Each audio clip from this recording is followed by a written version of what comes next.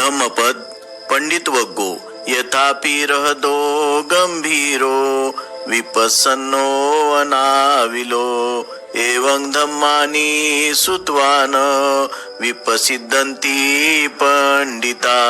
ज्याप्रमाणे डोह सखोल सुप्रसन्न निर्मल असतो त्याप्रमाणे धर्मवाक्य ऐकून पंडित प्रसन्नता पावतात।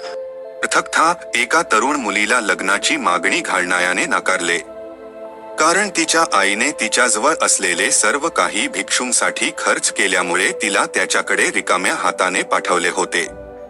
निराश झालेल्या त्या मुलीने भिक्षूंना शिव्या घातल्या। बुद्धांनी तिला धम्माचा उपदेश केला आणि त्यामुळे तिचे मन शांत झाले।